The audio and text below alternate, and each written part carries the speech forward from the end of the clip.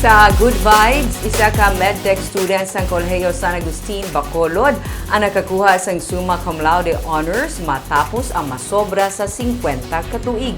Aton siya kilalahon sa report ni Andrew Matthew Artonio.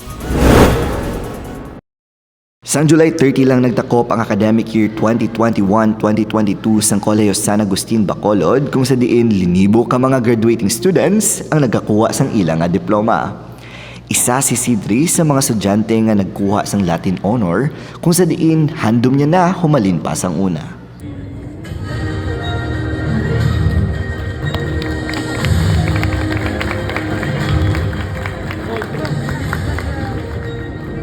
Si Sidri isa ka achiever. Siya ang pinakauna nga estudyante sang elementary siya nga nakakuha sang perfect score sa mathematics category para sa National Achievement Test sa tanan ni grade 6 student sa bilog nga pungsod.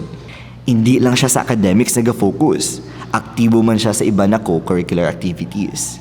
Nangin editor-in-chief siya sa sulod sang 2 ka consecutive years sang isa ka student publication sang senior high school siya. Kag nakuha niyang pinakataas nga academic award with a general weighted average nga 99.32. Isa lamang si Sidri sa batch sa mga estudyante nga nahauna nga naka-experience ang K-12 program kag naapektuhan man sang pandemya. Ini ang rason nga nabudlayan siya sa pag-adjust sa bago nga sistema pero hindi ini nangin rason para hindi niya malabot ang iya nga handom. Kay suno sa iya, naging inspirasyon niya gid ang iya nga pamilya.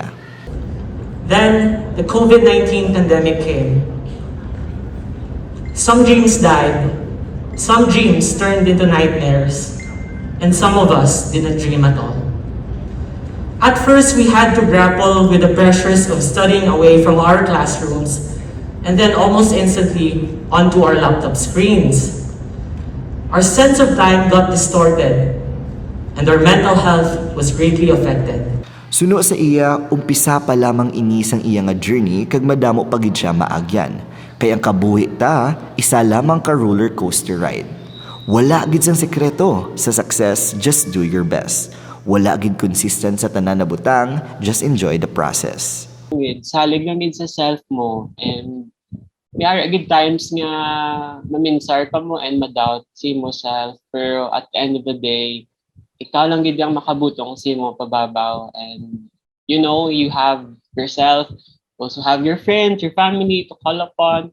So it's really prioritizing it in self first before you can do all of those great things like I did. Andrew Matthew Artonio para sa Digicast Negros.